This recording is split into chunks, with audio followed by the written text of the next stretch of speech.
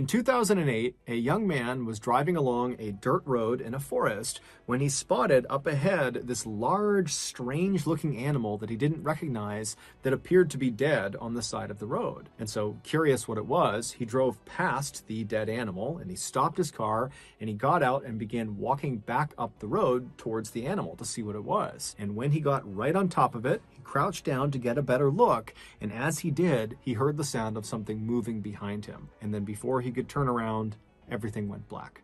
But before we get into today's story, if you're a fan of the strange, dark, and mysterious delivered in story format, then you've come to the right place because that's all we do, and we upload once or twice every week. So if that's of interest to you, please invite the like button to come on over your house for a nice, fun, casual game night, and as soon as they step inside, immediately ambush them, handcuff them to the bed, and have a priest perform an exorcism on them. Also, please subscribe to our channel and turn on all notifications so you don't miss any of our weekly uploads. Okay, let's get into today's story.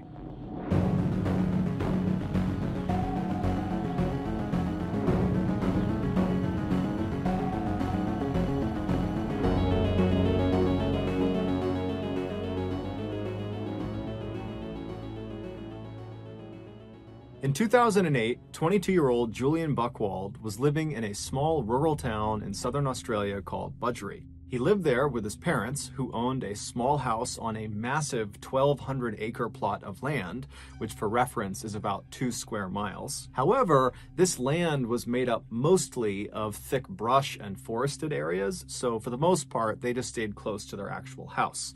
However, there was a waterfall deep into the woods on their property that periodically they would go to visit. Less than a 20-minute drive north of Budgeree was another small rural town called Churchill, and in that town was Julian's girlfriend, 17-year-old Carolyn Watson, who also lived with her parents. The young couple had met 2 years earlier at the church they both went to. They were both very devout Christians, and their plan was to get married the next year when Carolyn turned 18 and was done with her studies. On Tuesday, March 4th of that year, Julian and Carolyn decided to go out and have a picnic lunch at the waterfall on Julian's family's property. So early that afternoon, Julian left his house, he hopped in the family car, he drove north to Churchill, he picked up Carolyn, and then he drove her back to his family's property, where he turned onto a dirt road that would take them into the forest to the waterfall. At some point along this short, bumpy road through the forest, Julian was looking out ahead of the car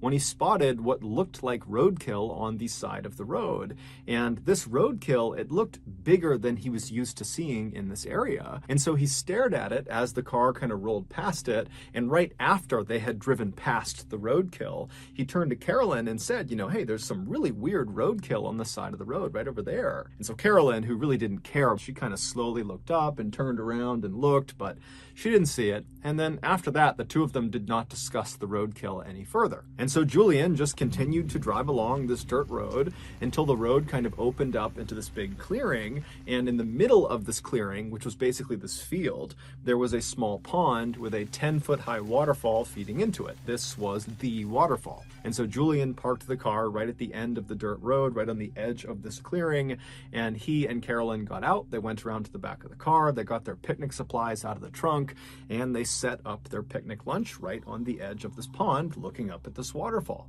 And they were there for about an hour, just kind of enjoying each other's company. And then around 2:30 p.m., they realized it was time to go because they had told their family they'd be back by 3. And so they packed up all of their picnic stuff. They went back to the car, they put it back in the trunk. They hopped back inside the car, Julian turned it on, he turned the car around, and they began driving back down the dirt road that had brought them in. And as soon as they began driving down this road, Julian remembered the strange roadkill he had seen on their way in. And he decided that he wanted to stop and get out and actually go up to it. And so as they're driving along, he looks over at Carolyn and says, "Hey, do you mind if I stop the car when I see the roadkill so I can go look at it?" And Carolyn looked at him and she's like, Okay, but remember, we have to be back by 3 p.m. That's what we told our families, so please be quick. And so Julian said, no problem. And so he continued driving along, scanning for this roadkill. But after driving for several minutes, he had not found the roadkill yet. And he started to become worried that he had just driven past it without realizing it. And so he stopped the car. They're pretty close to the end of this dirt road. They're almost back to Julian's property, but he stops the car right in the middle of this dirt road. And he turns to Carolyn and says, hey, I think I drove past it. Do you mind if I just hop out and run back? And so Carolyn was totally annoyed that this roadkill viewing was really becoming quite involved.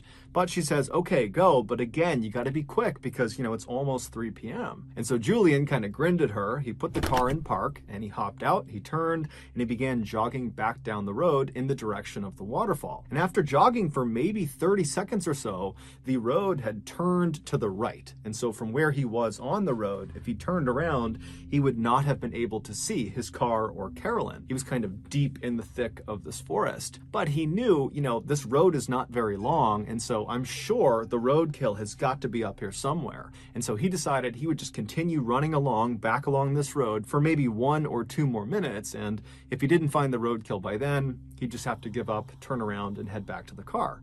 And so he began jogging, continuing towards the waterfall on this dirt road. And sure enough, after about a minute, he spots off to the side the roadkill. And so he runs up to it, and right away he sees it's this huge animal that's right on the side of the road. There was a branch from a tree that had kind of obscured the carcass a little bit. And he figured that's why on the return trip he hadn't seen it, because this branch was kind of blocking it from view. And so standing over it, still not even sure what it is, he reached down and he moved the branch, the tree branch, out of the way to get a better look at this big dead animal. And right as he did that, everything went black. A few minutes later, Carolyn, who was still sitting in the car waiting for her boyfriend to come back, looked at her watch and realized it was getting really close to 3 p.m. and still Julian was not back yet. And so feeling kind of annoyed with him, she sat up in her seat and turned around and looked out the rear window of the car, expecting to see Julian come bounding down the road toward her. But when she looked out the back window, all she saw was this dirt road that kind of bent off to the right out of view and thick trees everywhere. Her boyfriend is nowhere to be seen. Annoyed, she turned back around and sat facing forward again, but began periodically looking in the side view mirror, expecting Julian to pop up at any moment. But after several more minutes went by and still Julian had not come back yet, her annoyance turned into concern. Was Julian actually okay? And so she decided, it's almost 3 p.m. now. We got to get back. I need to get out and actually go investigate and see what's going on with Julian and this roadkill. And so she opened her car door. She stepped outside. She stood up. She turned and she looked down the road in the direction it turned to the right towards the waterfall. And she froze because there was something standing right in the middle of the road that her brain simply couldn't process. She wanted to turn and run. She wanted to scream for help, but she couldn't. She was just frozen with fear, staring at this thing in the middle of the road. And then seconds later, this thing that she saw in the road began moving toward her. Around 3:30 p.m. that day, Julian's mother, who was at the house, realized her son had still not come back from his picnic. And this was very unlike him. He was extremely punctual. And so she stepped out onto the front porch to wait for him. But after waiting on the front porch for 30 minutes and him not showing up again, she got really concerned. And so she left the porch and went down onto their driveway, and their driveway extended right up to the main road that ran along the front of the house. And when she reached the top of her driveway, she just turned and watched down the main road, waiting for her son to come back. Because in order to get to the waterfall, you had to get on this main road and then turn onto that dirt road that was a little ways down this main road. And so she's just standing there looking down the road, waiting for her son, but he's still not coming out of that dirt road. And as she's looking in this direction, she happens to glance along the chain link fence that ran along the front of her property. And she noticed there was a plastic bottle that had been jammed through one of the chain links. And so she decided she would just go over and see what it was, because it didn't make any sense that there would be a bottle in her fence. And so she walks over, she pulls the bottle out of the fence, and she realizes there is a tightly rolled piece of paper that's inside of the bottle. And so she unscrews the cap, she turns the bottle over, and she pours this little piece of paper out. She unfurls the piece of paper and sees there's writing on it. And as she's reading it, her heart starts to race and she covers her mouth. This note was clearly intended for her to read, or someone in the family to read that day, because it was about what happened to Julian and Carolyn that day. The note, which was covered in all these strange satanic symbols and was barely understandable because the grammar and spelling was so terrible, it generally communicated that Julian and Carolyn, who they called the boy and the girl, had been kidnapped. And so long as the family did not contact police, they, the boy and the girl, Julian and Carolyn, would be returned. It didn't really specify what they were going to do to them, and there was no ransom. It basically just said, you better not tell police or else. Well, Julian's mother was terrified. She had no idea what to do, and despite this threat of some sort of harm to her, to her children, to her family, if she went to police, she still called the police. And so the police, they came out to her property, they inspected the note, and right away, they noticed at the bottom of the note, it was signed with the initials ONA. And so those initials, combined with these strange satanic symbols all over it, led police to discover who ONA was. ONA was a cult. It was the Order of Nine Angles, and they are a self-professed satanic cult that operates primarily in Europe, but also has chapters in the United States, in Canada, in Russia, and also in Australia. This cult believes that Christians are the enemy of the world, and they need to be destroyed in order to institute a militaristic New World Order they called the Imperium. And if that wasn't frightening enough, this cult openly advocates for, and apparently practices, human sacrifice. They have come out and said the people they kill in these sacrifices are people they consider lesser thans, basically the bad people of society. And if you are an ONA cult member, then who better to sacrifice than Julian and Carolyn, two devout Christians, and so two clear enemies of the ONA. Now, at first, when the police saw this note and kind of put this together, they're thinking, this has got to be a prank. I mean, Carolyn and Julian have only been gone for a couple of hours at this point, and all we have is this note in a bottle stuck into the fence. This does not seem like some huge conspiracy of a cult coming in here and snatching these kids to commit some human sacrifice. But when Carolyn's parents found out about this note and how they were still missing, they would tell the police, 10 days ago, we received a letter in the mail that had strange satanic symbols all over it, and it really didn't make any sense. It basically was threatening them not to go to police, but 10 days ago, they had no reason to go to police. And so they just didn't really understand why they received this message or who had sent it. And so they had just kind of dismissed it and not told anyone. But now, with these two notes looking nearly identical, it seemed fairly obvious that whether it was the ONA or some other person or group, whoever was behind the kidnapping of Julian and Carolyn had clearly been watching both of their properties prior to the attack, which meant this was likely a more sophisticated kidnapping than it seemed. So that evening, the police launched this huge air and land search all over Julian's family's property, but despite looking everywhere, they found no sign of the young couple. There was just nothing. And over the next few days, when still there was just no sign of Julian or Carolyn, and there was no more word coming in from ONA, there were no more bottles stuck in fences or stuck in mailboxes, the police began to prepare for the worst. Then something totally unexpected happened. On March 11th, so 7 days after Carolyn and Julian went missing, a farmer was driving along this winding back road up in the mountains right near Alpine National Park. Alpine National Park is this very rugged, mountainous place that's about 250 miles to the north of Budgery. And so as this guy is driving along this road, which is very heavily forested on either side, he sees up ahead this young man and young woman who are barely wearing any clothes, come stumbling out of the forest and kind of plop down on the side of the road. And so concerned they're hurt or they're lost or something, the farmer rolled right up next to them and he rolled his window down and asked, hey, are you guys okay? And they got up and they kind of stumbled their way over to the car and they introduced themselves as Carolyn and Julian, and they pleaded for his help. And so the farmer helped them into his car and he drove them to the hospital. It wasn't long before the police in Budgery learned that Carolyn and Julian had been found and they were alive. And so very quickly they rushed up to that hospital near the national park. And when they got there, they spoke to doctors who would say, Carolyn and Julian are very traumatized. They're horribly sunburned. They're covered in bug bites. They got cuts and bruises all over them, but they're okay. They're going to survive. And so the police went into Julian and Carolyn's room. And at first, they just talked to them for a couple of minutes to really see that they were okay. And after feeling pretty confident that they were, they said, look, I don't mean to just jump right into the trauma you've just experienced, but we really need any information you can give us about what just happened. Who did this to you? Who brought you out here?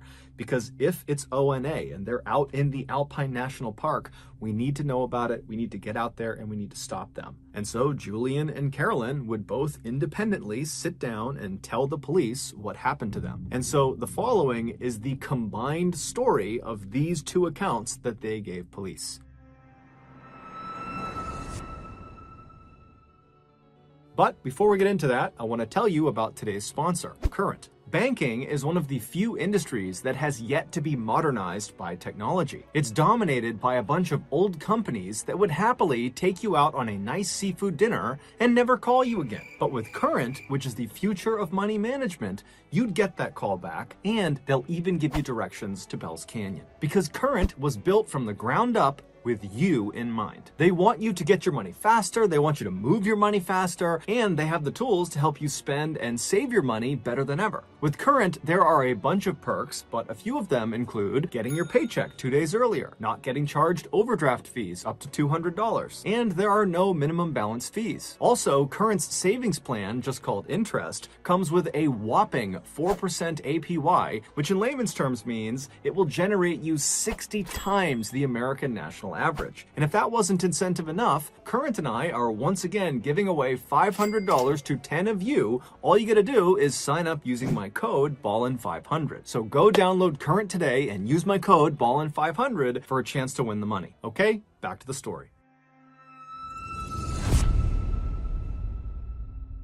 And so again, here is the account that both Julian and Carolyn gave to police. 7 days earlier, when Julian had gotten out of the car and ran back down the road to that dead animal on the side of the road, and he had reached down to kind of get that branch out of the way to get a better look at this thing, he heard sudden movement behind him, and as he turned, he didn't have a chance to see what was behind him, but he felt something hard smash him in the back of the head, and it knocked him unconscious. When he woke up, he knew right away that a significant amount of time had passed, that he had been unconscious for what must have been several hours, because now it was dark out, and when he was struck, it was broad daylight, and he looked around him and he had no idea where he was. He was in the middle of this forest, he had no clothes on, his wrists and his ankles were tied together, and he moved around and he realized he had been tied to a tree that was right behind him. And so he's got no idea what's going on, he has no idea where he is, he's looking around, he doesn't see anyone, and then amazingly, when he looks down, right next to him, underneath some leaves,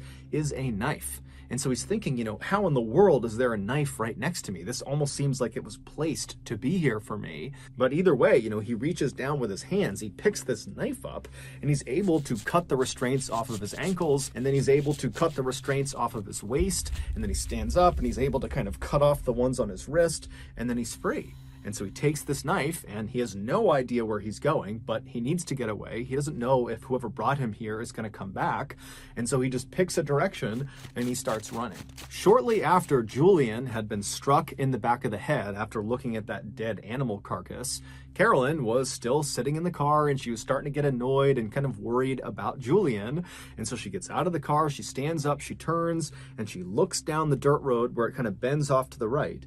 and standing in the road, maybe 10 feet away from her, is this man wearing all black. He's got a black balaclava over his face, and he's looking right at her. And so she's so scared, she just frozen to the spot. And then this guy charges her, he tackles her to the ground, and then once she's on the ground, he rips all her clothes off, and then he binds her wrists, her ankles, he ties them together so she's hogtied, and then he puts a blindfold around her eyes. And so she's lying on the road, she can't move, she can't see anything, and she hears her attacker run off down the road. And then a couple of minutes later, she hears a car approaching, and it stops right near her, and then she hears the sound of a car door opening, someone walking up to her, and then they pick her up and they put her in the trunk of this car, they shut the trunk, and then the car kicks into gear and it starts driving away. And so for hours and hours, she lay in the trunk in this horrible position where the circulation to her wrists and to her ankles were cut off. And so she's getting shooting pain in her limbs, and it's totally uncomfortable. And then after several hours, the car eventually turns on to some really bumpy road, and then it comes to a stop. And then she hears the sound of the driver open the door. They walk around to the back of the car. The trunk pops open. And then this person pulls the blindfold off of her eyes. And she sees, even though her eyes are taking a second to adjust, that it's the man with the balaclava on. And he picks her up and he throws her on the ground. And then after he shuts the trunk, he walks over to Carolyn and he grabs her by the wrists and he begins dragging her into the woods. And so as she's being dragged, Carolyn is thinking, I'm about to be killed somewhere in the middle of the woods. There's nothing I can do. I can't go anywhere. I can't do anything. And after several minutes of being dragged, she gets dropped. And then this man with the balaclava, he walks back to the car and he gets a shovel. And when he walks over to her, he makes a special point of showing her the shovel. And then he rolls her onto her side so she's positioned in such a way that she can see what he's doing. And then right in front of her, he takes that shovel and he begins digging a hole in the ground. And so Carolyn's watching him and she's thinking, he's digging my grave. And so for several hours, Carolyn just laid there wondering what was going to happen to her as this guy dug this hole deeper and deeper into the ground. And then finally, when the hole was apparently deep enough, the guy got out of the hole, he dumped the shovel, he walked over to her, he picked her up, and he threw her into the hole. And so Carolyn at this point is literally anticipating death at any moment. She doesn't know how he's going to kill her, but she thinks it's going to happen any minute. And so she wriggles herself onto her knees and does the only thing she can think to do, which is just to pray. And so as she's sitting there kneeling and praying, she hears the sound of her attacker walking off. Now, the hole was deep enough that she actually could not see where he was going, but she could clearly tell he was walking away. It was almost like her prayer had been answered, that this guy was going to leave her alone. But even with this guy potentially gone, she was still in a perilous situation because she's stuck in this hole. She can't go anywhere. She's still tied up, and the temperatures are dropping rapidly, and she's got no clothes on. After Julian had managed to free himself from his restraints with that knife that he found, and after he had turned and just started running in a general direction, he had begun yelling out for help. He knew that by yelling out, he very likely could be alerting the person who had brought him here, but he's thinking, it's freezing, I don't have clothes on, I have to get help right now, and maybe Carolyn is out there. And so he's just kind of yelling out for help. And at some point, a voice yells back to him, and it's a voice he knows very well. It's Carolyn. And so in the darkness, he's kind of fumbling through all the trees, and he's listening for Carolyn's voice. And finally, he reaches her, and he finds her in this hole, hogtied, screaming out for him. And so there's this moment where he kind of explains what happened to him, and she's trying to explain what happened to her, but they're just so scared that this attacker is going to come back that Julian just hops into the hole, he cuts her restraints, and then Julian helps Carolyn out of the hole. And at this point, Carolyn can barely walk because the circulation had been cut off for the most part to her legs for the better part of 6, 7, 8 hours at this point. But still, they're desperate to get out of here. So Julian's kind of holding Carolyn up, and they begin to walk away from this hole site. And as they're leaving, they begin scanning around the area in case, this attacker has left something else on the ground, because Julian had said, I found a knife near where I was being held. And sure enough, as they're leaving, not far from the hole, they spot lying up against a tree a sleeping bag, and rolled up inside of the sleeping bag was some food and some water. And so Julian and Carolyn, they can't understand how in the world this has happened. Both the horrible luck of being kidnapped and brought out here, and the unbelievable luck of finding life-saving supplies just laying nearby. But either way, they grab the sleeping bag, they grab the food and water, and they take off running. For the next 48 hours, the couple roasted during the daytime when the sun was out because the temperatures would climb significantly. There wasn't much shade where they were walking around, so they're getting horribly sunburned. And then at night, the temperatures would plummet and they'd be freezing cold, and they'd get inside of their one sleeping bag and they'd shiver together and do their best to ration some food and water. And they're telling themselves, to stay positive, that eventually if they just keep on moving every day, they're going to find a person, they're going to find a road, they're going to find something that will save them. But to their horror, at the end of those first 48 hours, as they're stumbling through this mountainous, treacherous terrain, they found themselves stumbling back into the same area they had tried to run away from. There was the hole in the ground where Carolyn had been thrown inside of. They had accidentally, over the past 2 days, walked in a big circle. Now, luckily, when they arrived back at this site, there was no one there. The attacker was long gone, and it would turn out this accident likely saved their lives, because as they looked at this site, they saw propped up against a tree was a backpack. And so they ran over to the backpack, they opened it up, and there was food, water, some clothing, and a map of the area. Now, again, the couple is totally dumbfounded why they are just happening to find these life-saving supplies right when they need them. But at the same time, they're thinking, okay, well, if these supplies are sitting here, then certainly the person who has left them here, their attacker, they're going to be back soon. And so they just grabbed the backpack with everything inside of it and they took off running. And for the next 5 days, they used that map as best as they could, and they eventually stumbled their way through the terrain, roasting during the daytime and freezing at night. And eventually they reached that road where they stumbled out, and the farmer driving along the back road, he spotted them and he brought them to the hospital. After hearing this story, the police very quickly organized a massive search around the area of Alpine National Park where the farmer picked up Julian and Carolyn, because they're thinking, okay, it's got to be right around here that we'll find the man in the balaclava that might lead us to the ONA, or maybe he's not connected to the ONA, but whoever he is, we need to find this guy. And so the police, they go out, they do this huge search. They don't find the man with the balaclava. They don't find any sign of the ONA, but they do find that area where that hole had been dug that Carolyn had been thrown in. And when they searched that area, they found the shovel, they found some rope, and they found some duct tape. And when they brought that in to be examined, they couldn't believe what they discovered. All of those items belonged to Julian, which meant either the kidnapper had taken all of these supplies from Julian right before going out and perpetrating this kidnapping, or, much more likely, Julian had supplied these things to the kidnapper and so was involved in some way in this kidnapping. And so the police went to Julian and confronted him with this information and said, "You're not telling us everything because these are your items." And at first, Julian would completely deny any accusations that he had anything to do with this. But after some very serious police pressure was put on him, he cracked. The following is the real story of what happened. Back on March 4th, so the day that Julian and Carolyn went missing, Julian, after picking Carolyn up, they made it onto that dirt road that led into the forest towards the waterfall, and as they're driving along, Julian claimed to have seen some roadkill, some very strange roadkill on the side of the road. And so when Carolyn kind of turned around to look and didn't see it, Julian made it seem like, oh, well, we drove past it, that's why you didn't see it. But in reality, there was never any roadkill. That was completely made up. There was no roadkill. All Julian was doing was creating something that would allow him to then get out of the car at the end of their trip. And so they drive the rest of the way into the waterfall, they have their picnic, they turn around, they head back, and then again, Julian says, "Hey, Carolyn, do you mind if I, get out to look at the roadkill?" And so she says yes, and then he acts like, "Oh, we must have driven past it, so I need to get out and run back if I want to go see it." So Carolyn, she's not thinking it's totally strange. She says, okay, and so he hops out and he runs his way, he goes around that curve in the road, out of sight.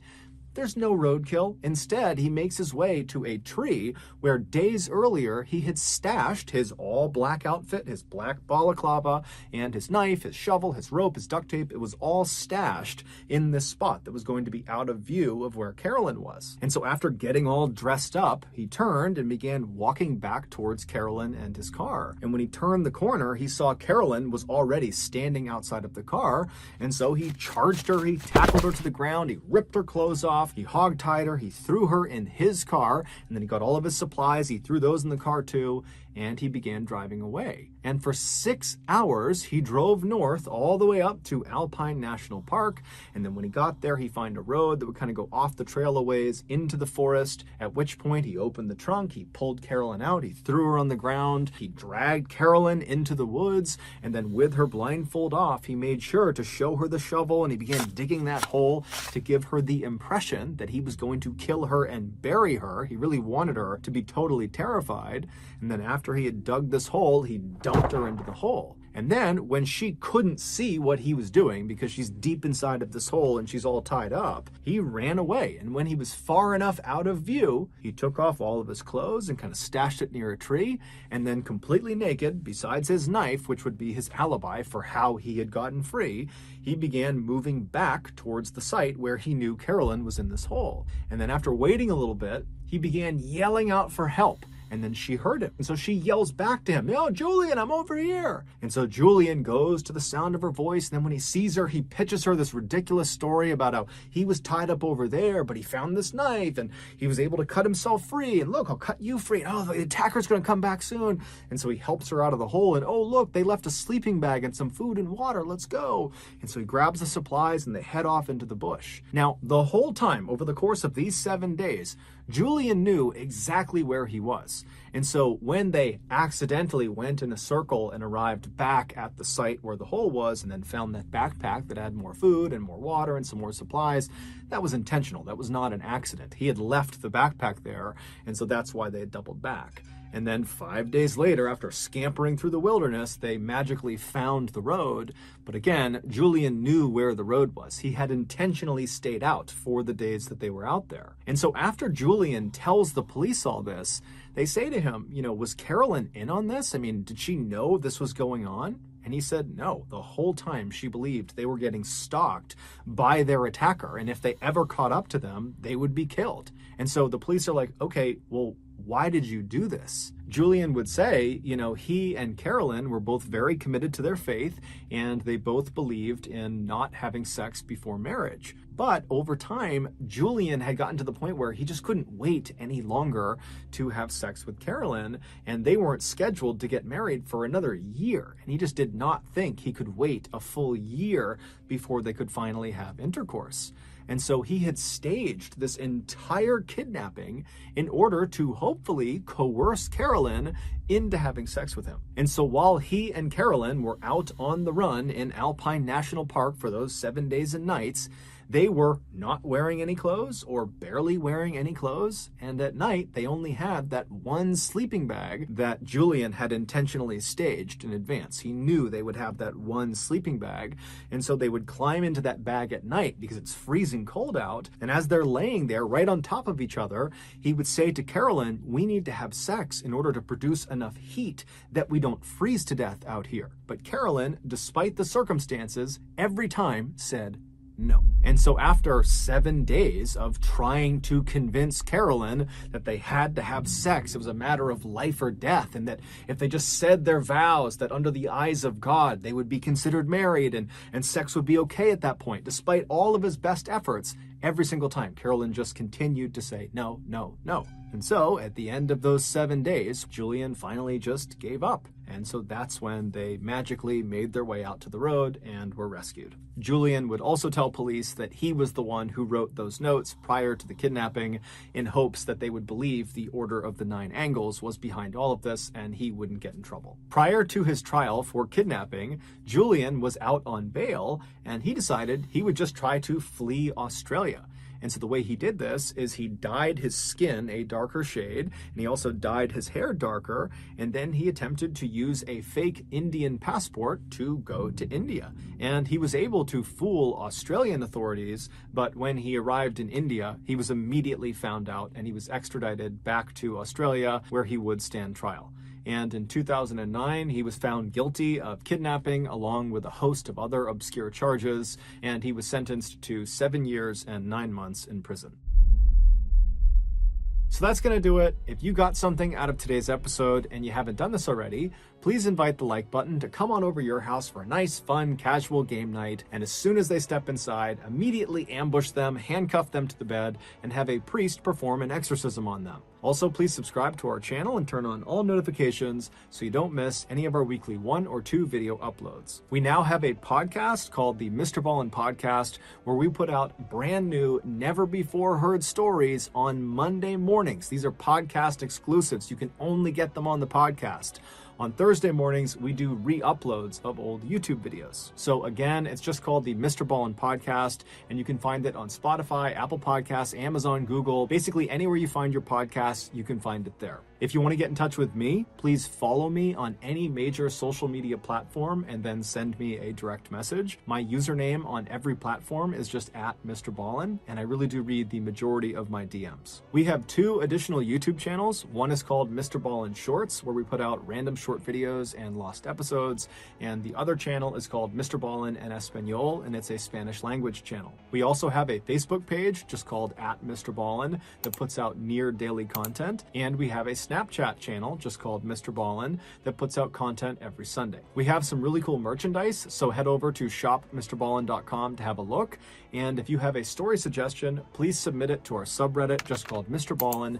It's linked in the description below. So whether I see you on Instagram, Twitter, TikTok, Reddit, YouTube, Facebook, other YouTube channels, the podcast, wherever, just know that I really appreciate your support, and until next time, that's going to do it. See ya. Today, I'm going to tell you 3 stories that all center around creatures. The first story you'll hear is sort of uplifting in a way, and then the last 2 stories are downright spooky.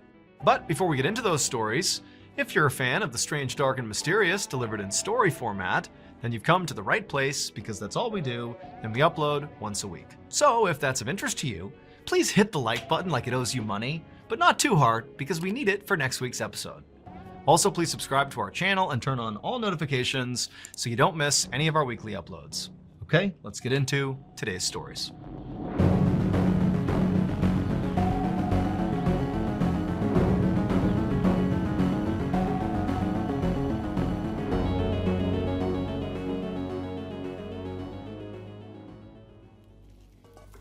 On the evening of December 24th, 2001, a 48-year-old businessman named Kevin Butler was in his kitchen inside of his home in Dallas, Texas, preparing food.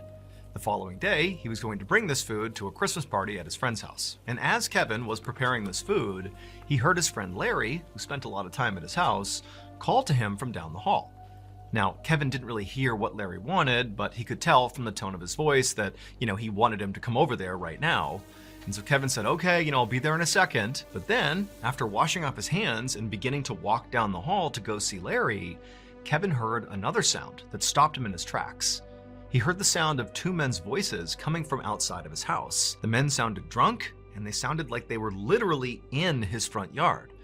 And also, Kevin thought he recognized the voices. And so instinctively, Kevin flew over to the door and whipped it open. And sure enough, it was Johnny Serna, one of Kevin's former employees, and Daniel Torres, who was Johnny's half-brother. These were the 2 men he thought he heard outside, and here they are. And even though Kevin was expecting to see them when he opened the door, it was like seeing them in real life was just totally incendiary. Kevin was immediately so mad. For several months, Kevin and Johnny had been in this very public feud over money.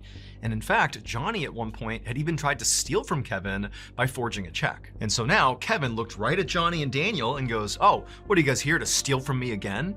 And in response, Johnny didn't say anything. He just charged forward and punched Kevin square in the face. Kevin was so stunned that he practically fell over.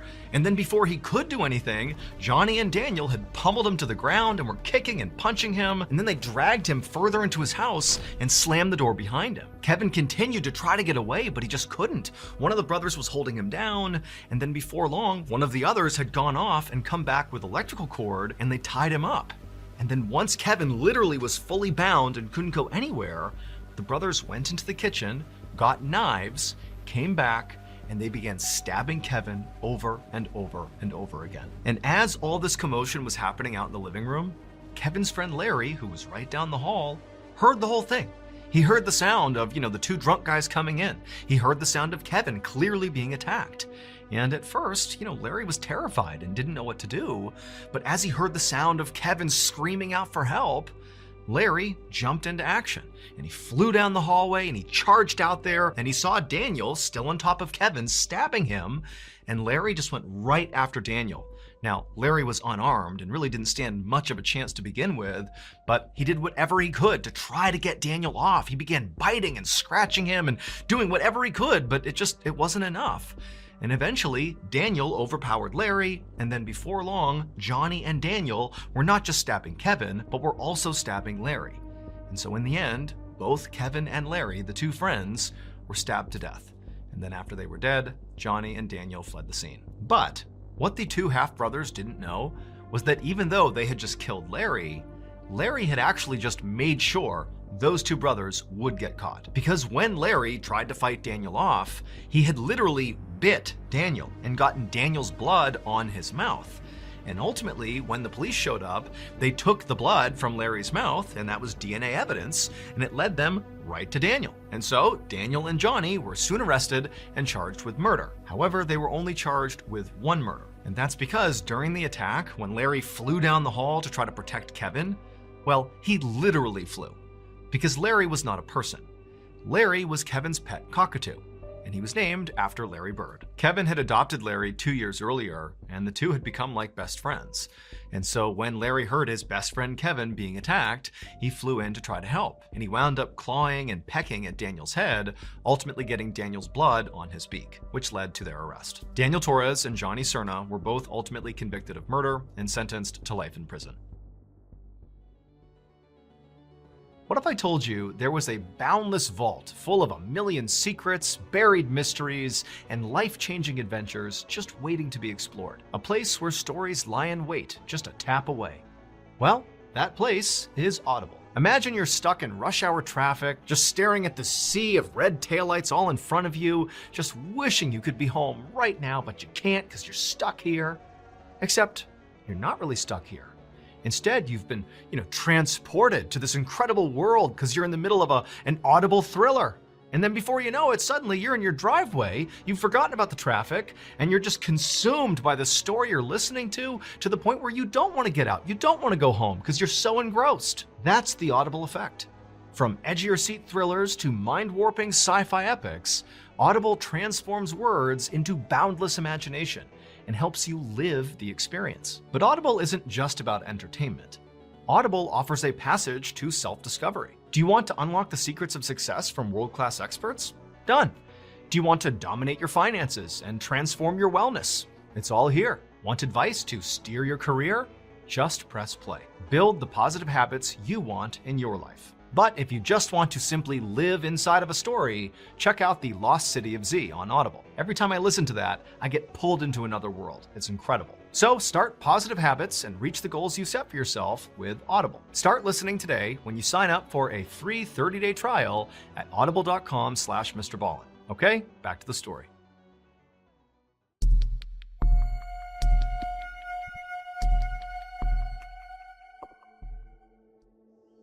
At 6:30 p.m. on July 29, 2023, a 15-year-old girl named Talia Davila Diaz stood right outside her back door of her house, staring out at the thick, dense, shadowy rainforest that was her backyard. Talia lived in a tiny, isolated village in Peru that was literally in the middle of the Amazon rainforest. So as she was looking out, she would have seen these huge tropical trees and heard the sound of howler monkeys and exotic birds and animals moving all about, and the air would have been really thick and humid. But she wasn't thinking about any of that. Instead, she was focused on this grapefruit tree that was only a few yards away from her house.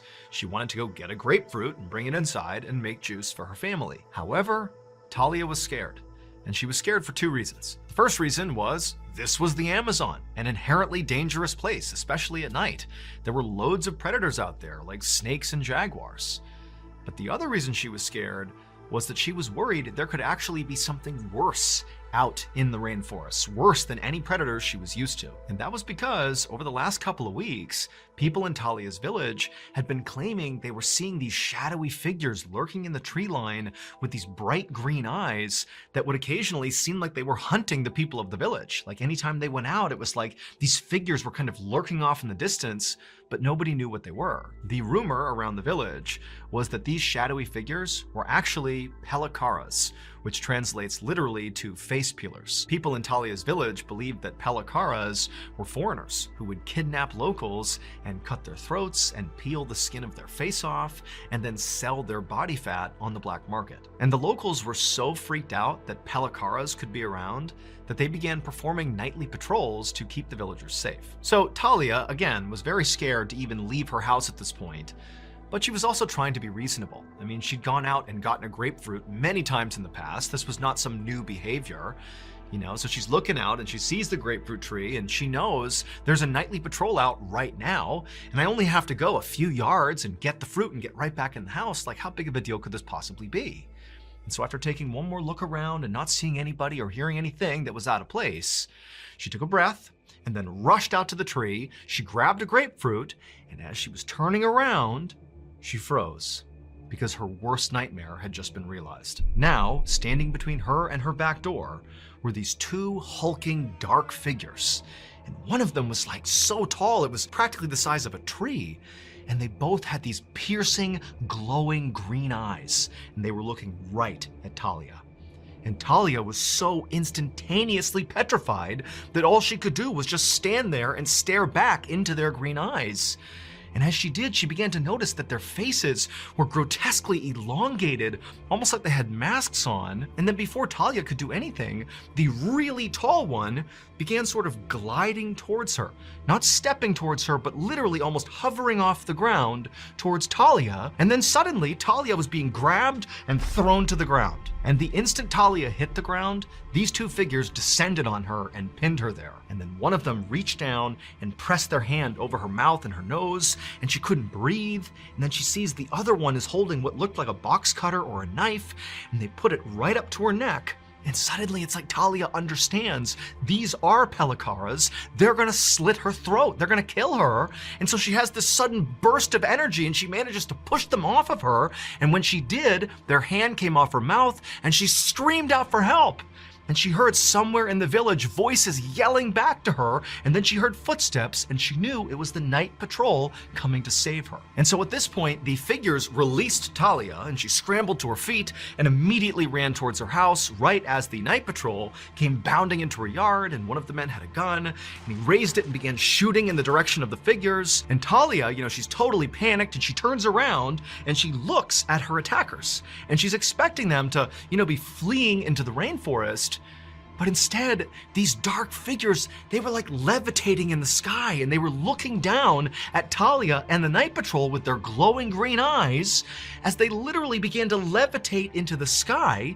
And the whole time, the night patrol is firing repeatedly at these things, and they just drifted off into the night and disappeared. Talia ultimately would not suffer any physical injuries from this encounter, but mentally, she was a wreck. And frankly, so was the rest of the people in her village, especially those who were on the night patrol and with Talia witnessed these figures with green eyes flying away into the sky.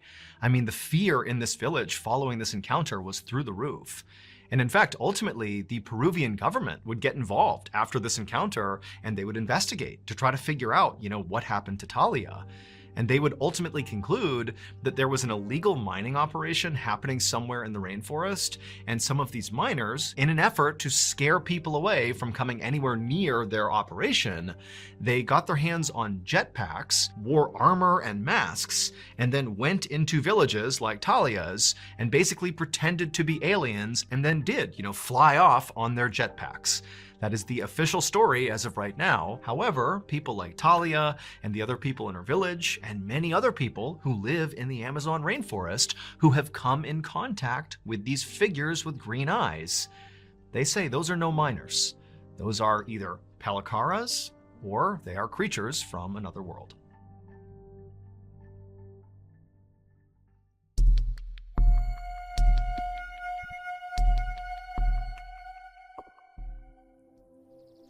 On the afternoon of May 21st, 1974, a 39-year-old man named Pilar Gomez walked through a forest in Argentina. In his hand was a machete and an axe. And as he walked, he used the machete to clear brush, and then eventually he reached this huge tree, and he put the machete down, gripped his axe, and got ready to chop it down. However, before Pilar took his first swing, he looked up and he noticed pretty high up on this tree were these very deep claw marks right into the bark of the tree. Now, at first he thought, oh, that's got to be, a bear's claw marks. But the more he looked at it, the more he realized that would have been an enormous bear to leave marks like those. I mean, these are deep and wide claw marks. Now, Pilar was a professional lumberjack, and he actually lived in this section of forest. He owned this plot of the forest. His cabin was only a few yards away, and he was used to coming in contact with the wildlife, like bears. Now, his friends and family thought he was crazy for living out here. I mean, his neighbors were miles away. He didn't have a phone or a car. He lived totally alone. And so, in virtue of living in this isolated forest, Pilar routinely came across animals that lived out here, like bears. And it didn't really frighten him. He sort of understood that's part of living out here. But he knew his friends and family thought he was totally crazy for living out here. And not just because it was so isolated, not just because he didn't have a car or a phone and was totally alone basically 24/7, but because, according to local legend, this particular forest was effectively haunted. There were these apparent unnatural huge creatures that roamed this forest and would prey on people like Pilar. But Pilar didn't believe in any of that nonsense. He knew that, as he looked at these claw marks, this has to be a bear. This is not some huge unnatural creature that's completely made up. And so Pilar just went ahead and began cutting this tree down. And right as this tree smashed into the ground, making a thundering boom, at the exact same moment, basically right behind Pilar, he heard this horrible growling noise, like a huge animal was basically coming up right behind him. And so Pilar, he whipped around and looked, but there was nothing there. It was just a wide open forest. Everywhere he looked, it was just trees, nothing else. And so Pilar began to think to himself, did I even hear that? I mean, could I really have just been hearing the sound of the tree hitting the ground that somehow also sounded like a growl behind me? Like, am I, psyching myself out here? Am I creating stories in my head because I'm thinking about those claw marks? And he was like, you know what? It's all going to be in my head. I didn't hear anything. I'm all alone out here. I'm safe. I'm good. And so Pilar just got back to work processing this tree. For the next couple of hours, he didn't see or hear anything strange. He just continued to chop this tree into smaller pieces, and then he would carry those pieces right over to his cabin, which again was not far away, and he stacked up this huge pile of lumber right beside the side of his cabin. And then finally, when the tree was all processed and Pilar was back in his cabin, he realized he was pretty hungry. At this point, it was getting dark outside and it was time for dinner. Typically, Pilar would eat his dinner outside. He enjoyed listening to the crickets and just feeling the warm night air, and tonight was no exception. So he grabbed some stew from the night before, he went outside, and outside he had this table that was right next to his cabin, and then just beyond the table, farther away from the cabin, was this wood stove. And so he got the wood stove going, and then he put his stew on the stove to warm up, and then he sat down at the table, and he just sat there, enjoying the night, waiting for his food to be done. And as Pilar just sat there relaxing, he suddenly realized that he couldn't hear any crickets. They had gone completely silent. And then as he looked around at the dark forest, he realized the forest was actually silent. I mean, there was no noise whatsoever. The only noise was his stove. And Pilar knew that the only time the forest got this way was if there was some big predator around. And so right away, Pilar thought back to the claw marks in the tree and, that growling sound that he wasn't sure if he heard or not. And he's thinking, maybe the bear is back. And so Pilar scanned the tree line, trying to see movement. But there was nothing. It was just deadly silent and just a dark forest in all directions. And so feeling really unsettled, Pilar decided he should just go back inside his cabin and eat in there where it was more safe. And so Pilar stood up and he walked towards his cabin and he was about to go inside when he remembered he had left the stove on with his stew on top warming up. And so he turned back around and he looked out at the dark forest and it's still totally silent. He can't see any movement. And as quick as he could, he walked past the table, out to the stove, he shut the vents in the stove, and he was about to grab the stew to go back inside with it, when something really powerful struck him in the back, knocking the wind out of him, and then before he could react, he looked down and he saw this massive furry arm with sharp claws reaching around him, pulling at his midsection. It was the bear. And so immediately Pilar began thrashing, trying to get away, and he managed to kind of stumble forward, and his machete was on the ground near the stove, and he fumbles down, he grabs the machete, and he wheels around to strike this bear to get rid of it. But the second he saw the bear, he realized it wasn't a bear, and instinctively he knew he just had to run. And so he turned and began sprinting towards that lumber pile he had cut up before right next to his cabin. And as he was scrambling up this pile, he could hear the sound of this thing running towards him. And then he felt another explosion on the side of his head. And even though he now has been wounded, probably gravely, it was like all adrenaline. And he kept going up the lumber pile, and he clambered onto the roof of his cabin. And he turned around, getting ready to fight as best as he could, whatever this thing was. But when he looked out, this thing was just gone. The forest was deadly silent again, and there was nothing out there. And so as he's sitting there kind of looking around, waiting for this thing to pop back up again, he reached up and he felt the side of his head, and his ear was missing. This thing had ripped his ear off when it hit him in the side of the head. Pilar would remain on the roof of his cabin all night, just constantly scanning, looking for this bear creature to return. But it didn't. The forest just remained totally silent, and nothing happened all night. And then finally in the morning, when the sun began to come up, the forest kind of went back to normal. And at that point, Pilar, he's kind of delirious from blood loss and the impact to his head. And he knew he just had to get out of here and go get help. And so he climbed off the roof, and then he ran about a mile to the nearest building, which was this woodworking shop. And when he got there, there were a couple of people there. And when they saw the state Pilar was in, they didn't need to be told that he needed to go to the hospital. They just instinctively put him in the car and drove him there. After Pilar was stabilized and his wound was treated and he was sort of in recovery at the hospital, the police showed up to interview him to see what happened. And Pilar would tell them the story about how, the day before he had seen those claw marks in the tree, and then he had heard that loud growling sound behind him, or so he thought. And then that night, this bear had attacked him at his cabin, and he said at some point he had broken away and grabbed the machete, and he turned to defend himself, and he got a good look at this bear. And it was at least 6 feet tall, it was covered in black hair, had sharp claws. It was every bit a bear, except its face. It wasn't a bear's face. It was a human face. Now, to this point, as Pilar was telling his story, one of the police officers was taking notes. Everything Pilar said, he was writing it down.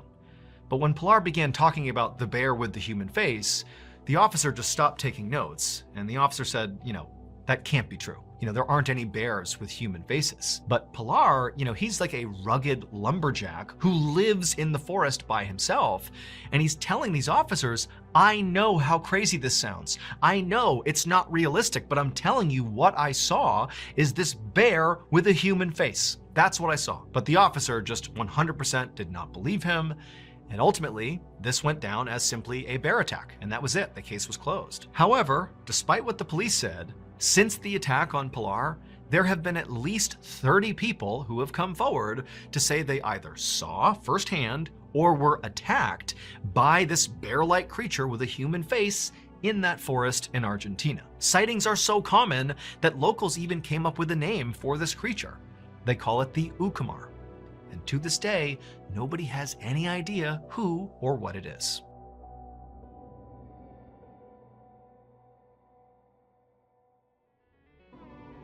In case you haven't heard yet, our newest graphic novel, MrBallen Presents Where Nightmares Live, is available for pre-order right now.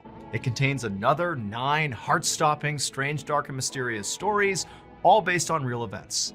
This was a passion project. It took a lot of time, a lot of people involved, from the artwork to the storytelling. This is a beautiful piece to add to your collection, so you gotta check it out. The book comes out on September 30th, but again, you can pre-order your copy at book.ballenstudios.com, or you can click the link in the description below. There are a limited number of hand-signed copies available, but those are gonna sell out very quickly. So please pre-order today, because remember, your nightmares are waiting. Thank you so much for watching. Let me know what you thought of today's episode in the comments. And remember, we have hundreds of videos for you to binge right now. But if you're looking for a recommendation from me of that one video that's worth your time, well, it's this one right here. So give it a watch. All right, until next time, see ya. Sometimes the truth is stranger than fiction. And today I'm going to share 3 stories that demonstrate that, and I'm going to tell them in reverse order. So it'll go 3, 2, 1, getting weirder and more bizarre as we go along. And also, these stories are of the more spooky variety too. So stranger than fiction and kind of spooky. But before we get into those stories, if you're a fan of the strange, dark, and mysterious delivered in story format, then you've come to the right place, because that's all we do, and we upload once a week. So if that's of interest to you, the next time the like button is counting something really important and they're taking their time counting through it, wait till they get close to the end and then begin wildly shouting out random numbers just to screw them up. Also, please subscribe to our channel and turn on all notifications so you don't miss any of our weekly uploads. Okay, let's get into today's stories.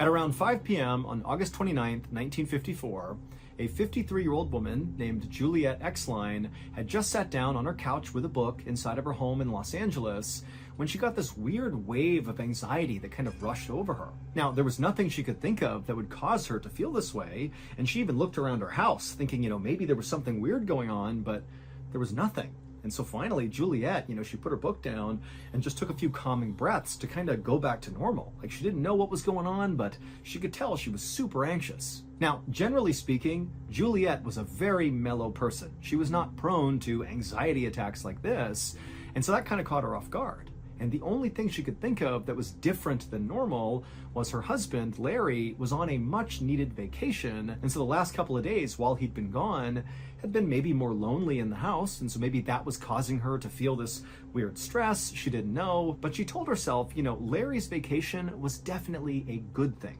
Larry was an exterminator, and over the past 2 years, he had not taken a single day off. He was a total workaholic, and so when Larry began to talk about wanting to take a break, Juliet had encouraged him to put in time for some vacation time, put in a request. And Frank had actually done that, and as soon as his boss had approved a 2-week-long vacation, Larry had been so pumped, he had called his friend, and they had immediately scheduled a fishing trip, and 4 days before, Frank and his friend had driven off to enjoy his time off. And so as Juliet thought about that, she told herself that, even if she was feeling a little bit anxious about Larry being gone, it really was a good thing for Larry, and it would improve not only his life, but her life as well. This was overall a good thing, and so she just needed to kind of deal with this anxiety that maybe or maybe not was connected to Larry. She didn't know. But for the rest of that evening, Juliet just could not get rid of this kind of baseline low-level nervousness she was feeling. And so at some point, she began getting up and walking around her house and confirming all the windows were shut and locked and the doors were locked. She was drawing curtains, checking in closets, making sure everything was totally safe. And then by 8 p.m., when she still just could not shake this anxiety, she decided she just needed to go to bed and kind of sleep this off. But after falling asleep, Juliet suddenly woke up at 10:15 p.m., drenched in sweat, with the most intense anxiety she had ever felt in her life. And she was totally disoriented. She's looking around her room like, what's going on here? And then she heard a voice. It was Larry's voice, except he sounded funny. He sounded like quiet, as if maybe he was outside the house trying to come in and he was calling to her. And so kind of in a panic, she jumped out of bed, ran into the hallway, and right in the hallway was Larry. He wasn't outside. He was right there. Except something was wrong with Larry. He was kind of hunched over and grabbing his stomach, and he had his hand on the wall, and he also appeared to be soaking wet. And so Juliet had no idea what was going on, but between all that anxiety and now seeing Larry here in this weird state, she couldn't help herself. She just ran towards him to just make sure he was okay. But as soon as she got about a foot away from him, he held out his hand and said, "No, don't touch me. I have to go back." And what he said was so disorienting that Juliet just stopped and stared at her husband like, what is this? And that's when she made the startling realization that Larry was not soaking wet with water. He was soaking wet with blood, and he was clutching his stomach like something was bleeding in his midsection. And the reason he had sounded so quiet when he had called out to her and woken her up was because he was clearly hurt. And so Juliet has no clue what's going on. Like, her husband was supposed to be 7 hours away on this fishing trip, and so how is he here? It didn't make any sense. And so really not knowing what else to do, Juliet just said, I'm gonna call the doctor. And so she ran past Larry, headed to the kitchen, and she was about to grab the phone on the wall, but before she could grab it, the phone began to ring. And so Juliet just answered it and said, hello, hello. And what she heard was the sound of a sheriff in Ely, Nevada. And he said, excuse me, is this Mrs. Exline, Juliet Exline? And she said, yes, what's going on? What's happened? And the sheriff said, ma'am, I'm sorry to tell you this, but I have some terrible news. Your husband got into a car accident, and unfortunately, he has passed away. And now the second the sheriff said this to Juliet, she just froze and goes, no, that's not possible. He's here with me right now. And Juliet turned around and looked into the hallway where Larry had been standing, and now Larry was gone. Larry really had died in that car accident because Juliet would bury her husband that week. But Juliet maintained that clearly after her husband had died, his spirit had somehow survived the accident, because when she saw her husband standing in the hallway, hunched over and covered in blood, it was at 10:15 p.m. She remembers because when she woke up, she saw the time. It was 10:15. And her husband had died at exactly 10:15 p.m., the exact moment she saw him in the hallway. Juliet would ultimately write an account of what she experienced with her husband. However, from that day forward, she never once saw her husband again. That was the only time.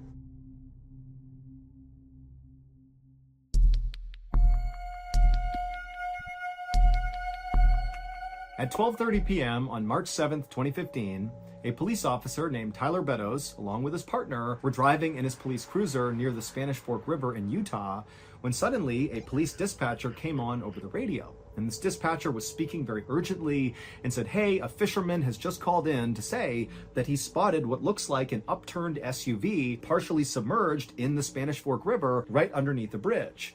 And whoever is closest to this bridge, get over there and see if there's anybody inside the vehicle that can be saved. And so Officer Beddoes and his partner, they knew they were very near this bridge. And so immediately they banged a U-turn, they drove to the bridge, but from the road, they looked down and couldn't see any SUV. But they saw there were some firefighters and paramedics that were also converging at the spot on the road, and everybody's getting out and running down to the riverbank. And so Beddoes and his partner did the same thing. They got out and they ran down. And then finally, when they got to the riverbank and they saw underneath this bridge, sure enough, there was this red SUV upturned, partially submerged, and he noticed right away that none of the doors had been opened in this SUV. And so it meant whoever was driving this vehicle when it flipped over very likely was still inside. And so Officer Beddoes and his partner and the other first responders just jumped into this icy cold river and began making their way closer and closer to this upturned SUV, which again, it's not fully submerged. It's like a third of the way underwater. So if you were sitting in the seat inside of this vehicle and you were an adult, your head would basically be in the water if you were still strapped into the seat. And as they're making their way towards this SUV, when they got close enough, they began hearing a woman inside of the vehicle screaming, hey, we're in here, come over here, help! But when Officer Beddoes and the rest of the first responders actually reached the SUV, the water was so murky and it basically completely covered up the windows that they weren't really able to look into the vehicle. They could just hear this woman yelling, but that was it. And then when they tried to open up the doors, they couldn't do it because the roof had begun to cave in, and so the actual framing of the door wouldn't open. And so all these first responders, it's like their adrenaline's pumping and they're like, come on, we got to push this thing up onto its side so we can get in. And so all these first responders are pushing, and slowly but surely they began to raise the side of this vehicle up until the windows suddenly were clear, and Officer Beddoes and the others were able to look into the car, and they saw there was a woman in the driver's seat and there was a baby in a car seat dangling upside down in the back seat, still strapped in. And so Beddoes began screaming, there's a baby in here, there's a baby in here. And suddenly it was like everybody got extra strength and they pushed this vehicle all the way up onto its side. And then one of the firefighters climbed up onto the side of the car, which now was the highest point of the car. And he reached in and he clipped these straps holding the baby who had been upside down, dangling there, cut the straps and pulled the baby out and handed the baby over to Officer Beddoes. And then the firefighter began doing the same thing to get the woman out. But Officer Beddoes at this point, he just took this baby, he turned away, he figured the first responders will handle this woman and he's gonna take this baby to safety because he couldn't even tell if the baby was alive or not.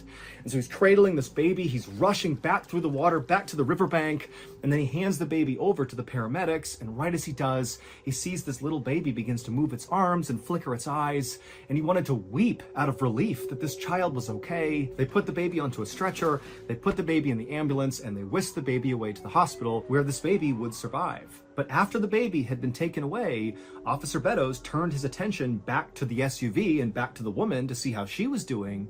But he could tell right away from the way people were acting, all the other first responders that were still dealing with the crisis in the water, the way they were acting indicated that something is off here. Well, it would turn out 14 hours earlier, so at around 10 p.m. the previous night, a 25-year-old woman named Jennifer Grossbeck had just left her father's house in Salem, Utah, and in her car was her little 18-month-old baby, Lily, who was in the back seat. And after Jennifer pulled away from her father's house and her father's on the porch waving to her, she began driving towards her home. But something happened around 10:30 p.m. that night.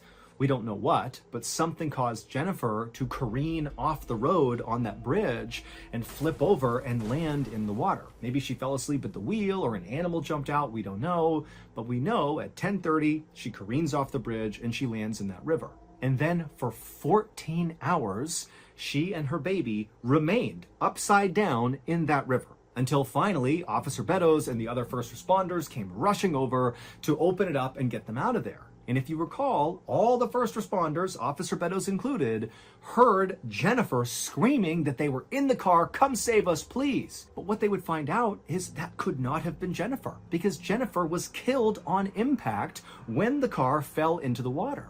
Only Lily survived the crash, and then Lily, who's nearly hypothermic and she's upside down with water like 2 inches away from her head, for 14 hours she dangled there, and when she was pulled out, according to doctors, was like a couple of minutes before she would have died from hypothermia. And so without that voice, Lily almost certainly would have died, because it was the sound of that voice that really encouraged all these first responders to find the strength and get that car up on its side and then get the baby out of there. We don't know whose voice that belonged to, but for sure, it saved Lily's life. And again, baby Lily would make a full recovery, and to this day, Officer Beddoes and the other first responders, they know what they heard, and they do not have an explanation for it. Do you like scary stories about cryptids, the paranormal, the supernatural, bizarre true crime? Of course you do. Well, I have a podcast for you to check out. It's called Bedtime Stories, and it's a weekly podcast from our studio, Ballen Studios, that I know you will love if you're a fan of the strange, dark, and mysterious. With every episode of Bedtime Stories, I feel totally creeped out by the end. They're just so good at building the suspense and just making it feel really unsettling. You may have heard of Bedtime Stories because they actually have an amazing YouTube channel that I've been a subscriber to for years. They're literally my favorite YouTube channel, not a lie. That's the one I go to, that's my favorite channel. But now they're available in podcast form as well. And if you stick around till the end of this YouTube video, I will play you a clip from one of their newest podcast episodes so you can get a feel for what it's going to be like. And when you're done listening to that clip, if you liked it, please go and follow and binge Bedtime Stories on whichever podcast platform you listen on. Okay, back to the stories.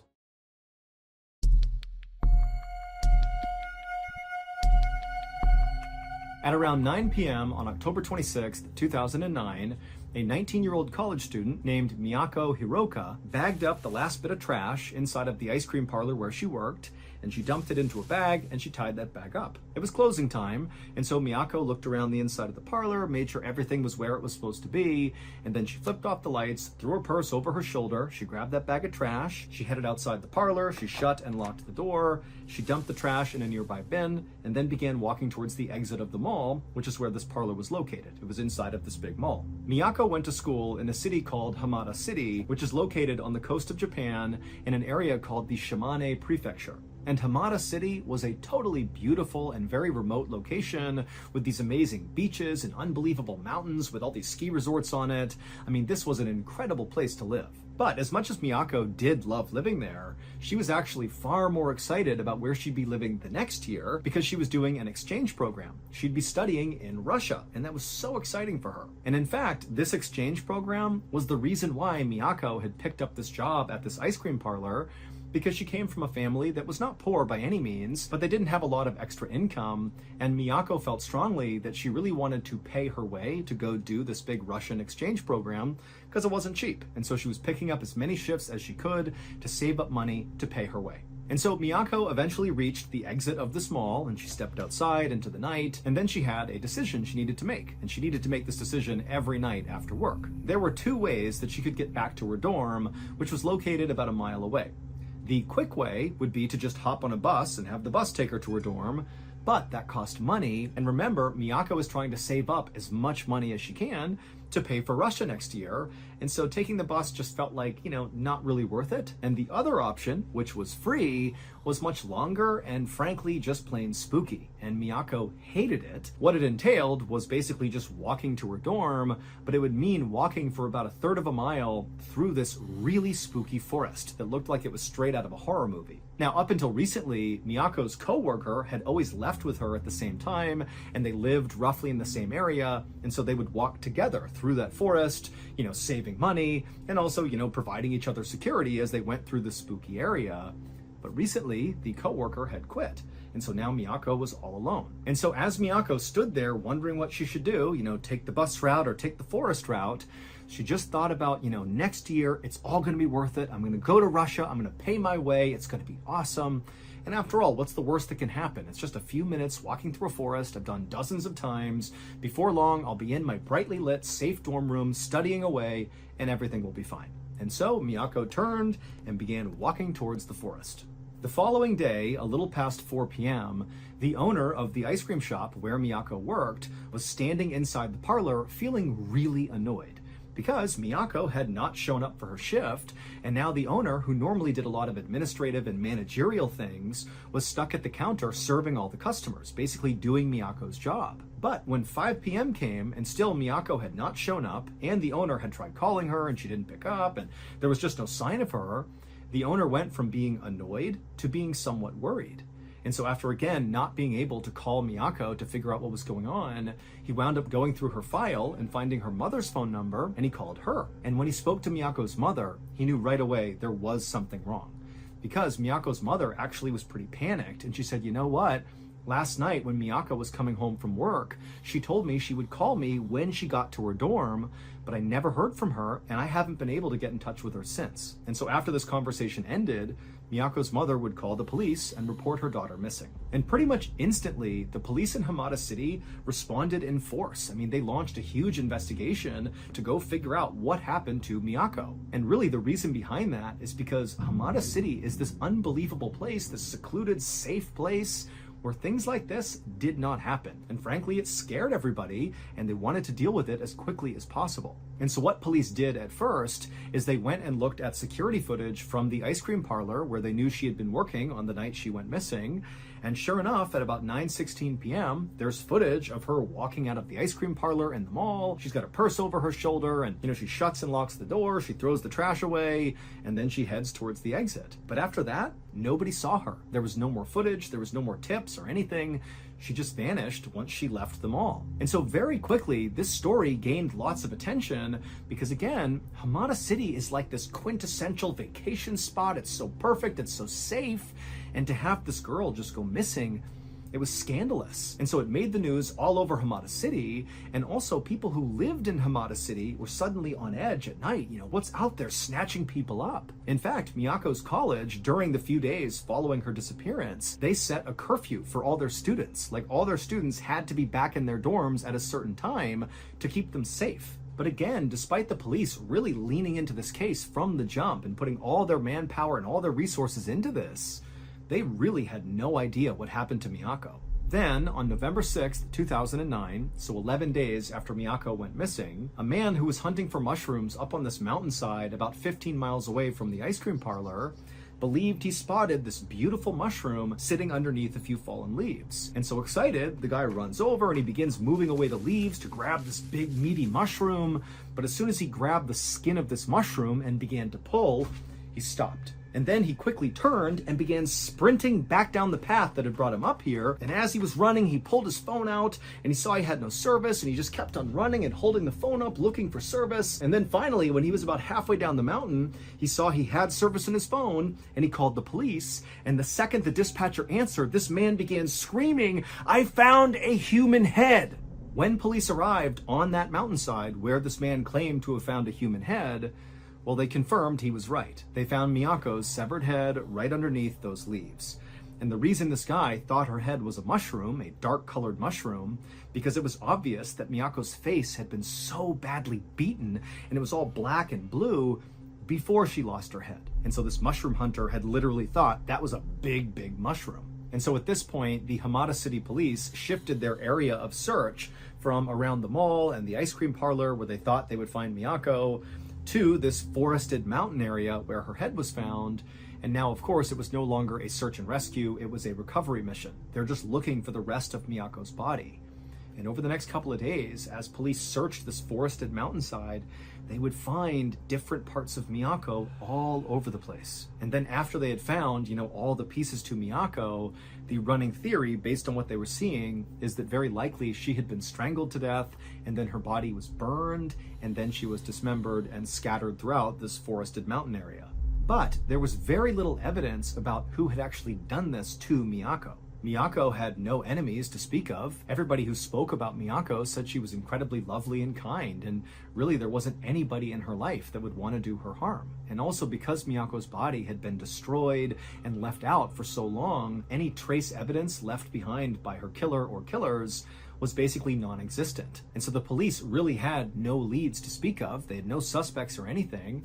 And so they called in psychologists to try to make, a profile of who they thought might have done this. And the best theory anyone could come up with was that this had been a random crime of opportunity, that the person who killed her didn't know her, and that likely her killer was a man who was likely between the ages of 20 and 40. But even that information really didn't narrow anything down, and so quickly this case began to go cold.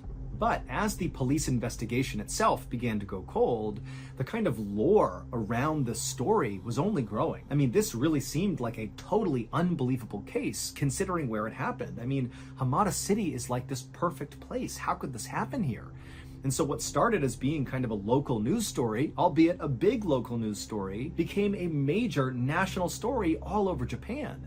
And so all these TV outlets and journalists were descending on Hamada City, and they were taking video of the ice cream parlor and of the police department and filming, Miyako's dorm and her school and her parents' house. I mean, there were people all over the place trying to get any bit of information to report on about this case. And despite there being dozens and dozens of these live reports basically every day coming out of Hamada City about this case and about Miyako, there was one particular news report that took this case from being, totally unfortunate and sad and tragic and horrible to completely unbelievable and bizarre. Shortly after Miyako's remains had basically all been found, but they were still doing some recovery operations up on that mountainside, one of these kind of random TV reporters who was in Hamada City to report on this crazy case decided to set up their TV camera so it was pointing towards the dark entrance of that spooky forest that Miyako would walk through to get back to her dorm. And so this TV news reporter's got their microphone and, they're standing with the forest entrance right behind them,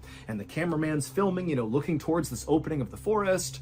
And the actual report was pretty generic. I mean, this reporter was basically saying, well, coming at you live from Hamada City, just outside of the forest where perhaps Miyako was killed. And it was just like that. It was just kind of talking about the case, and there was nothing to it. At least not to the TV reporter and the cameraman who were on site. Because for them, the entire report was pretty routine. They did their job, they got their shot, they got their report, and then they left. But they streamed it live. So while they were doing it, all these people are tuned in, watching this news report live in front of this forest. And something really unsettling happened on this broadcast. While that news reporter was talking, another voice began to be heard by people watching this broadcast. And it was not the cameraman, and it was certainly not the TV journalist. It was a woman's voice. And there was no woman anywhere near the shot. And after the fact, the journalist and the cameraman would also attest that there was nobody around, it was just them. But this detached, very pained voice said very clearly, and all these people heard it live, "This is very painful. Why only me?" 広島県北広島町の我流山の林道の入り口です。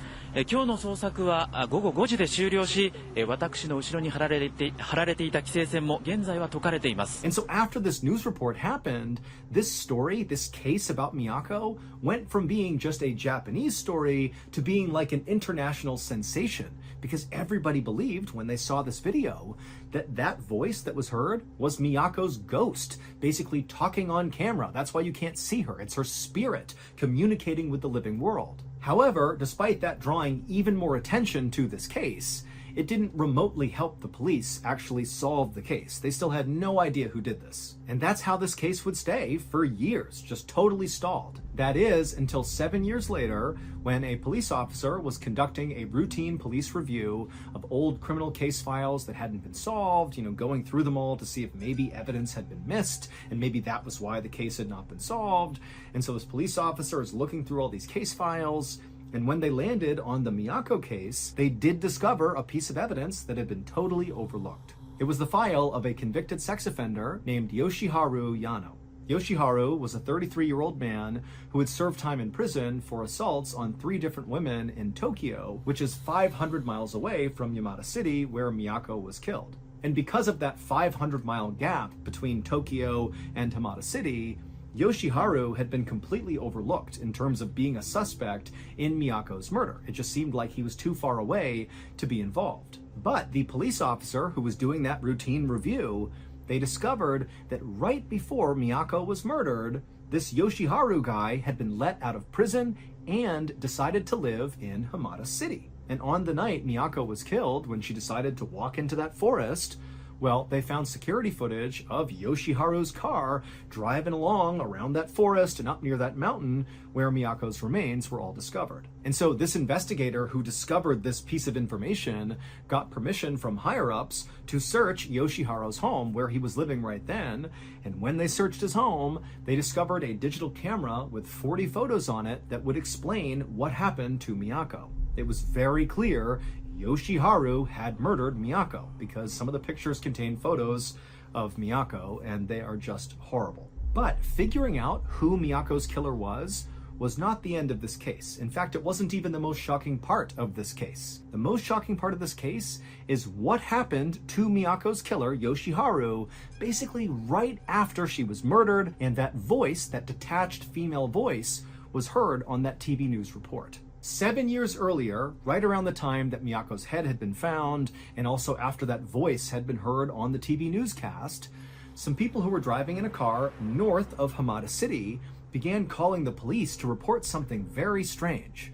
They called the police and said, there is this small white Toyota Corolla car that has 2 people inside of it, and they've driven to the side of the road, and the driver is ramming over and over again against the railing. Like they're smashing into the railing, backing up, smashing over and over again, like the car is somehow in control. They don't understand how these people are not getting out of the car. Like, what are they doing? Traffic had stopped on either side. It was just totally nonsensical. And then by the time the police showed up, this car that was just repeatedly driving into the side of this guardrail, it burst into flames with the 2 people inside still clearly alive and looking terrified, and they caught on fire and died. Now, at the time, this did make the news. It looked very much like some sort of weird murder-suicide where the driver had intentionally, driven the car until it burst into flames and killed themselves and also their passenger. But it didn't really amount to more than just a really weird news story because there was no connection to the Miyako case. This is like a totally isolated thing. However, 7 years later, when that police officer discovered the link that Yoshiharu was in Hamada City, and then they figured out, yep, Yoshiharu was the killer, well, suddenly, that totally weird murder-suicide took on a whole new meaning because the driver of that car was Yoshiharu and the passenger was his mother. And again, from eyewitness testimony, it didn't really make sense the way this all happened. It was almost like the car was possessed or something, that, the passengers couldn't control it. Now, who knows if that's true, but when you combine it with the sound of that female voice on the TV news camera that everybody assumed was Miyako's ghost saying, "This is so painful, why only me?" suddenly those words took on a new meaning. People thought, you know what it is? Miyako's ghost must have taken control of that car and made sure not only Yoshiharu suffered and died, but his family member died as well, that she was seeking her revenge on her killer.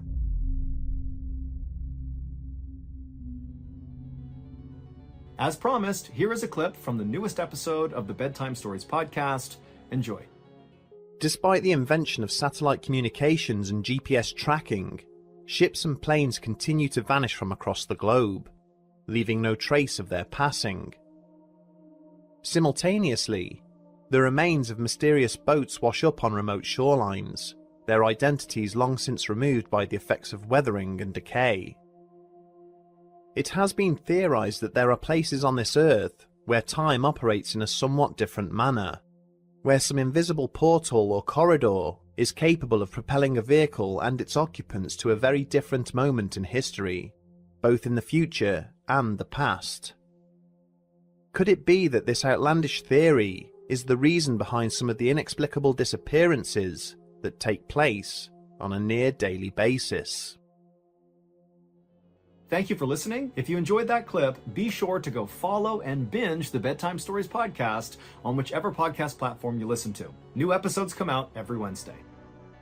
So that's going to do it. I hope you enjoyed today's stories. If you want to hear more strange, dark, and mysterious stories, remember we have a whole slew of podcasts under the Ballen Studios bannerhead. Just search for Ballen Studios on any podcast platform, and you will have hundreds and hundreds of strange, dark, and mysterious stories to binge. Thank you so much. Until next time, see ya. Wait, don't go anywhere. If you're looking for more strange, dark, and mysterious videos, click here. Today, I'm going to tell 3 strange but true stories. But before we get into those stories, if you're a fan of the strange, dark, and mysterious delivered in story format, then you've come to the right place because that's all we do, and we upload once a week. So if that's of interest to you, please steal the like button's phone and completely rearrange the location of all their apps. Also, please subscribe to our channel and turn on all notifications so you don't miss any of our weekly uploads. Okay, let's get into today's stories.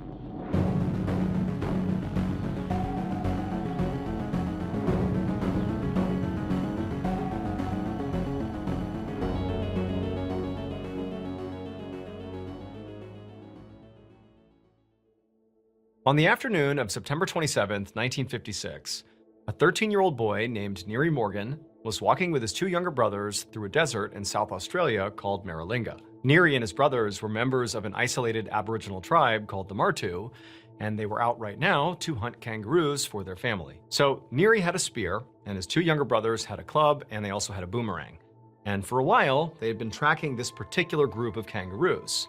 But every time they slowed down and, the brothers got ready to strike, the kangaroos would take off. And it was very frustrating. But eventually, as they were walking, this group of kangaroos stopped at a watering hole, which was just a few dozen yards away from them. And so at that point, the brothers knew this was their chance. These kangaroos were going to stay here long enough that they could strike. And so Neary signaled to his brothers that it was time to move. And so they got down in the brush and began advancing on the kangaroos. But after only taking a few steps, they heard this loud rumbling sound off in the distance. And as they looked to see what was going on, the sky suddenly was illuminated impossibly bright to the point where Neary is shielding his eyes to just see what's going on here. And as he was doing this extremely hot gust of wind came blasting through and literally knocked the brothers onto the ground, totally disorienting them. And then from the ground, at some point, Neary kind of turns his head and he happens to look in the direction of the watering hole where the kangaroos were. And then he sees them literally floating in the air, coming right over to him and then dropping on the ground. And then a moment later, it was like everything just went back to normal. The sky went back to a normal color. There was no more rumbling. There was no more wind. Except now, you have all these kangaroos just dead right in front of Neary and his brothers. Now, of course, Neary and his brothers had a lot to process here. I mean, they really had no idea what had happened. But they're looking at this bounty right in front of them, all these kangaroos, and they're thinking, what's just happened here was a gift from God. Clearly, what we just experienced was literally God lifting these kangaroos up, ending their lives, and putting them at our feet. This was a gift. And so eventually, Neary and his brothers, after kind of standing up and dusting themselves off, began lifting up these kangaroos and carrying as many as they could back to their tribe. And then that night, the tribe had this big celebration honoring this gift they had been given from God, and they had this big feast and they ate all this kangaroo meat. I mean, it was incredible. But then the next day, when the tribe woke up, everybody who had eaten any of that kangaroo was violently sick. Vomiting, rashes all over their body, aches, pain. I mean, people were really sick. And over the next few days, some people did recover, but a lot of others did not. And soon, people from this tribe began dying. And so naturally, Neary and the other members of the tribe did make the connection that very likely whatever was happening here, the sickness, was tied to consuming that kangaroo meat. And then other members of the tribe who didn't necessarily subscribe to the idea that, this had been a gift from God, just said clearly the meat was poisoned. but they didn't know if that was intentional, if somebody had done that, or if it was just kind of a byproduct of something else, but poison, that's what was doing this. But for Neary and his tribe, this whole event remained a mystery until 1967, so 11 years later, when Neary was 24 years old. That's when representatives of the British government came out to southern Australia, near where the Martu tribe lived, and began trying to clean up the mess that they had made. It would turn out all those dead kangaroos that got kind of dumped out of the sky right in front of Neary and his brothers were not the result of, God giving them a gift. Instead, the reason that happened was because of a big scientific experiment that was conducted in Maralinga in total secrecy. The British government was testing nuclear bombs. Neary and his brothers had been a few kilometers away from a detonation site, and where they were positioned was basically exactly in the right spot to where they would feel the effects of the explosion, they would hear it, they would see this huge lighting up of the sky, they would feel the shockwave, but they were just far enough away from the detonation site that the shockwave and the blast and all that did not kill them. It knocked them to the ground and made them totally disoriented and confused, and I'm sure it hurt a great deal, but it didn't kill them. However, those kangaroos they had been stalking were technically closer to the detonation site. They were also smaller and so were more susceptible to an explosion being affected by it. And so they were just close enough that when that shockwave passed through, it lifted up and obliterated the kangaroos and threw them right in front of Neary. They were like right at that perfect separation point. Neary and brothers just barely safe, kangaroos just barely in the lethal zone. And so keep in mind that Neary and his brothers did not know things like nuclear bombs existed. They're very isolated. They're completely cut off from sort of modern society. And so even though they saw a lot of indications that this was a bomb, they didn't really interpret it that way. Instead, they interpreted this as, oh, God has bestowed upon me this bounty. Like this is a gift from God. But in reality, it was just this explosion, and the meat, the kangaroo meat, was not only devastated from the blast, but it was also littered with radiation from the blast. And so the members of the tribe who ate the kangaroo meat immediately got radiation sickness and began to die. An unknown number of people died from these nuclear bomb tests, and it would take 11 years before the British government would come in and begin cleaning up the nuclear waste. The Australian government ultimately paid $13.5 million in compensation to Aboriginal tribes that were affected by these tests. As for Neary, he survived, and today he's actually in his 80s, and he continues to tell his story to younger generations. You know the feeling you get when you're listening to a story and it's so good that you're completely wrapped up in it and you simply have to know how it ends? Well, I can tell you that that feeling, that is the power of Audible. Whether you're driving to work or hitting those 10,000 steps or just decompressing after a long day, with Audible, there's always a great story waiting for you. Strange tales, history, conspiracies, and everything in between. And the best part, it's just a play button away. Unleash your adventurous side with Audible's vast library of entertainment. Sink into gripping titles that'll keep you guessing until the very last second. Discover exclusive, captivating Audible originals you literally can't get anywhere else, and also be the first to experience exciting new releases from your favorite authors. I am still totally hooked on Tom Perrotta's thought-provoking title called The Leftovers. Even if you've already read that story, the audiobook version is a whole different experience. Audible always is. Discover what lies beyond the edge of your seat.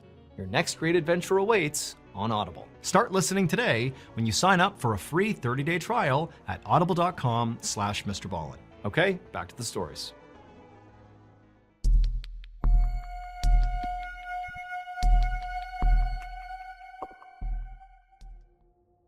At 4 p.m. on Saturday, October 26, 2019, a 56-year-old woman named Pamela Krymeyer was hanging out in her son's backyard in Knoxville, Iowa. She was there with her son and his wife, who was expecting a child, along with some other relatives. And they were there that day in the backyard to have a gender reveal party. And Pamela could not have been more excited. So during the week, Pamela worked full-time as an assistant at a U.S. Army base nearby. But to her, that was just a job. That was not like her identity. Where Pamela really put all her energy was her family. I mean, she really identified not as somebody who worked at that army base, but rather as a mom and a wife and a grandmother. And she was so excited to find out if her new grandchild was going to be a boy or a girl. And so after a little while, Pamela's son finally signaled to the group that it was time to get started. And so Pamela and the other relatives got really excited and they backed up towards the fence on the side of the yard. And Pamela pulled out her phone to film this because she wanted to make sure she saved this moment for future generations. I mean, this was a pivotal moment in her family's history. And so all excited, Pamela's filming, and Pamela's son and his pregnant wife walked towards the middle of the yard where there was this device that was set up that was basically going to reveal whether it was a boy or a girl. Blue for boy and pink for girl. There was going to be some dust kind of shot out into the air. And so Pamela's son turns to the crowd and says, "Okay, you guys ready?" And Pamela's really excited. She gives a thumbs up and she's filming. And then Pamela's son turns away from the crowd and he kind of leans over this device. He does something to it. And then he and his wife backed up along the fence line with the other relatives. And everybody watched and filmed, waiting to see if this device was going to spit out blue or pink. But before anybody could see any color, there was this deafening booming sound. And then for Pamela, everything went black. A split second later, the backyard was absolute chaos as people screamed and called out to call 911. It would turn out the device in the middle of the backyard that was going to be used to reveal whether the baby was a boy or a girl was a homemade device. Basically, it was like the cylinder that Pamela and her son and family had made that basically would fire off either pink or blue powder. Except the tube that the powder sat inside of was metal, and then what they were using to basically shoot the powder out was gunpowder. So they basically packed gunpowder into a metal tube, sealed it off, and then attached a fuse to the gunpowder. And so when Pamela's son went and lit the fuse, as he leaned over and lit the fuse and said, "Okay, we're gonna see what it spits out," he had lit, effectively, a pipe bomb. And then when the fuse ignited the gunpowder, the metal tubing exploded and sent shards of metal up to 400 feet away. And one particular piece of metal shard went right at Pamela and into her head. When first responders showed up in the backyard, they saw a scene that was absolute chaos. Holes in the fence, holes in the house, metal everywhere, and Pamela lying up against the fence on the ground, dead. Amazingly, despite the shrapnel being blasted out all over the neighborhood and in close proximity to other people in the backyard, Pamela was the only fatality. And because it was ultimately ruled an accident, no one faced criminal charges.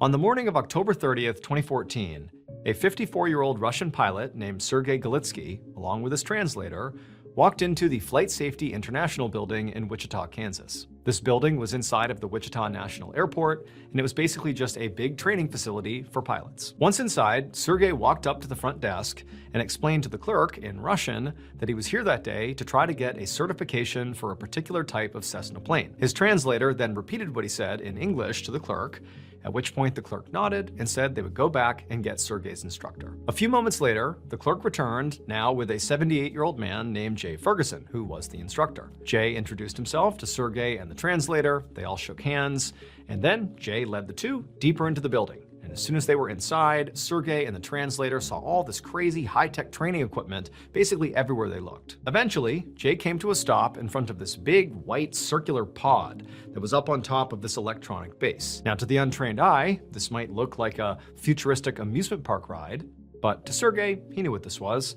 This was a flight simulator. So Sergei had been a pilot for over 30 years. He had loads of experience flying.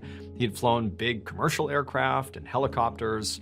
But today, he was learning how to fly a sort of mid-tier plane, this little Cessna plane. And before he'd be allowed, even with all this experience, to actually go out and fly this thing, he had to do a couple of simulated flights inside of the simulator to kind of run through the motions, get some experience before actually going out and doing it. And so Jay reached out and opened up the door to this pod and gestured for Sergei and the translator to go inside.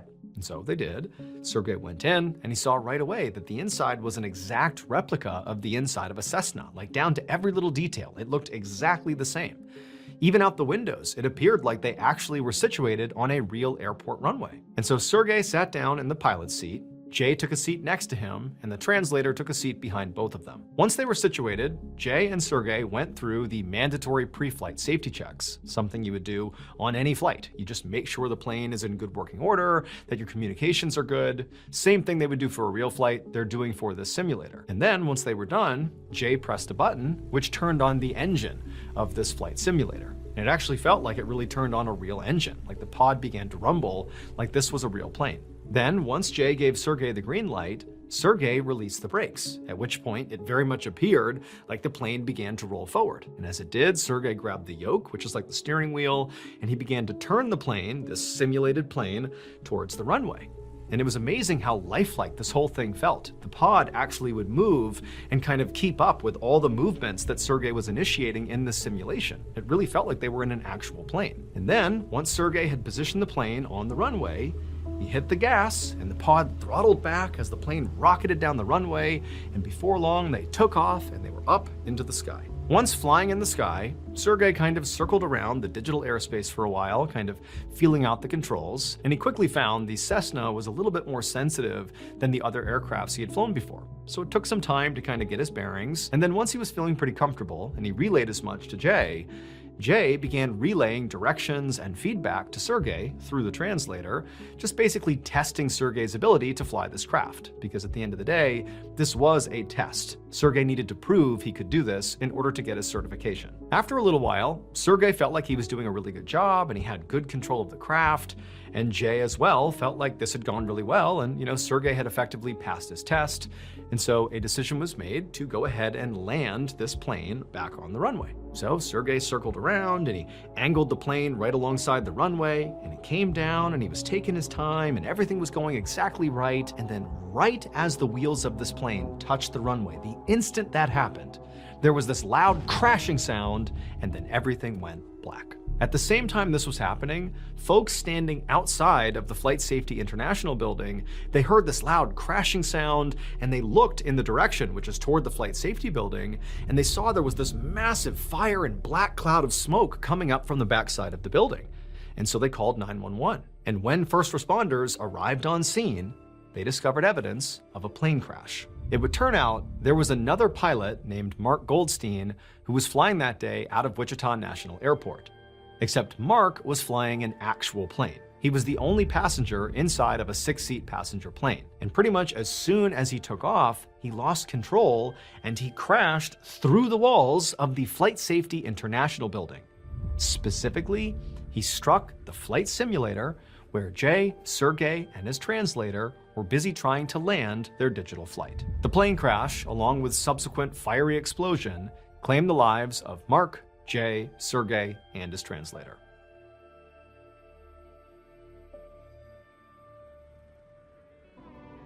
In case you haven't heard yet, our newest graphic novel, MrBallen Presents Where Nightmares Live, is available for pre-order right now. It contains another 9 heart-stopping, strange, dark, and mysterious stories, all based on real events. This was a passion project. It took a lot of time, a lot of people involved, from the artwork to the storytelling. I mean, this is a beautiful piece to add to your collection, so you gotta check it out. The book comes out on September 30th, but again, you can pre-order your copy at book.ballenstudios.com, or you can click the link in the description below. There are a limited number of hand-signed copies available, but those are gonna sell out very quickly. So please pre-order today, because remember, your nightmares are waiting. Thank you so much for watching. Let me know what you thought of today's episode in the comments. And remember, we have hundreds of videos for you to binge right now. But if you're looking for a recommendation from me of that one video that's worth your time, well, it's this one right here. So give it a watch. All right, until next time, see ya.